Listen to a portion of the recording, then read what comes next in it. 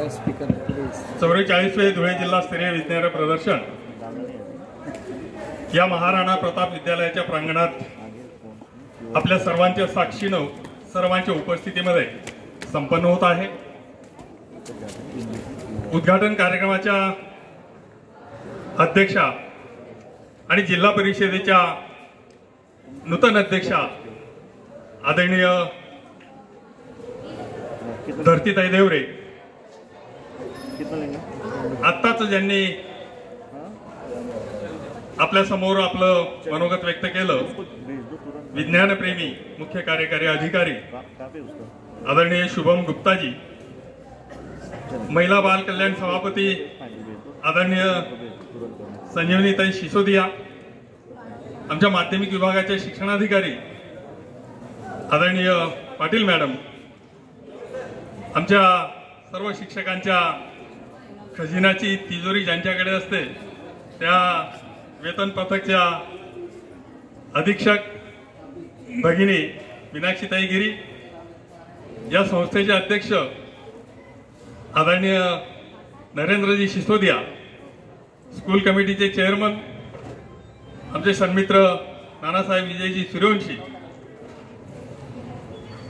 धुळे जिल्हा विज्ञान संघाचे सर्व पदाधिकारी, मुख्याध्यापक संघाचे सर्व पदाधिकारी, या विद्यालयाच्या प्राचार्य आदरणीय भंडारी मॅडम आणि त्यांचा सर्व चमू, प्रदर्शन यशस्वी होण्यासाठी ज्यांनी ज्यांनी हातभार लावलेला आहे त्या सर्वांचं स्वागत करतो।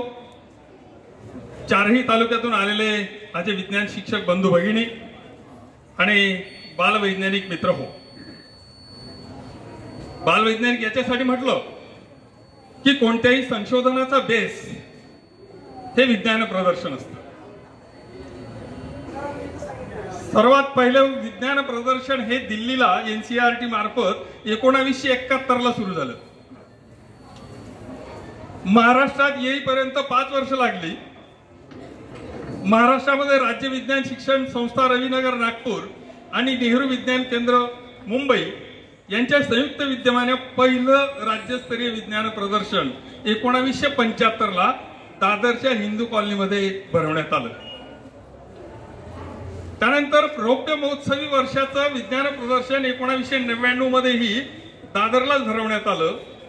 आणि या निमित्ताने मला एक अभिमानाची बाब या ठिकाणी सांगावीशी वाटते की 21वे राज्यस्तरीय विज्ञान प्रदर्शन आपल्या कमलाबाई शंकरलाल कन्या विद्यालय धुळे या ठिकाणी संपन्न झालं होतं।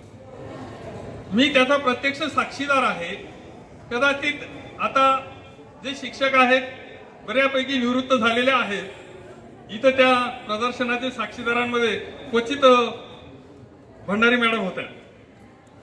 त्यामध्ये आम्ही त्या समितीवरही काम केलेलं आहे, आयोजन समितीवर। या वर्षाचं 51वं राज्यस्तरीय विज्ञान प्रदर्शन भरवलं जात आहे। ते गणित कुठेतरी चुकलेलं आहे, कारण 1996 ला 21वं विज्ञान प्रदर्शन धुळ्याला होतं आणि आता 51 राज्यस्तरीय विज्ञान प्रदर्शन होत आहे। आपलं 44वं आहे, कारण आपल्या जिल्ह्यामध्ये पुन्हा 5 वर्षानंतर सुरुवात झाली। 1979-80 ला पहिलं जिल्हास्तरीय विज्ञान प्रदर्शन भरवण्यात आलं, तेव्हा धुळे आणि नंदुरबार जिल्हा हा एकत्रित होता। 10 तालुक्यांचं ते जिल्हास्तरीय विज्ञान प्रदर्शन, मोठं प्रदर्शनाचं आयोजन होत होतं। प्रदर्शनाचा बेस हा तालुकास्तरीय विज्ञान प्रदर्शनापासून म्हणजे गाव पातळीपासून तर राष्ट्रीय पातळीपर्यंत हे विज्ञान प्रदर्शनाचे टप्पे असतात। आणि राष्ट्रीय पातळीवर जी उपकरणं निवडली जात असतात त्यांना त्यांच्या संशोधनाचं पेटंट मिळत असतं। म्हणून मी अगोदरच म्हटलं की विज्ञान प्रदर्शन हे संशोधनाचा एक बेस आहे। आणि मला एक अभिमानाची बाब सांगावीशी वाटते, गेल्या वर्षाचं 50वं राज्यस्तरीय विज्ञान प्रदर्शन ते गेल्या वर्षी संपन्न झालं, परंतु ती साखळी पुढे चालत असते। आणि राष्ट्रीय स्तरावरच्या विज्ञान प्रदर्शनामध्ये आपल्या जिल्ह्याने प्रतिनिधित्व केलं होतं नॅशनल लेव्हलला। आणि नॅशनल लेव्हलमध्ये महाराष्ट्रातून 4 उपकरणांची निवड झाली आणि त्यामध्ये त्या 4 उपकरणांमध्ये अभिमान वाटतो की आपल्या जिल्ह्याचं नाव त्या ठिकाणी गेलं। आणि ते म्हणजे शिरपूर येथील महादेव आदिवासी आश्रम शाळेचे माझे मित्र, आमचे सर्वांचे आवडते मित्र हेमराज फकीरा आहिरे. त्यांना विनंती करतो की त्यांनी पुढे यायचे आणि त्यांचाही आपण या ठिकाणी सन्मान करूया धुळे जिल्ह्याची शान म्हणून. त्या ठिकाणी भक्तीताईंना विनंती करतो की त्यांनी आहिरे सरांचा सन्मान करावा. आणि त्यांच्या संशोधनाचं पेटंट आता त्यांना मिळणार आहे.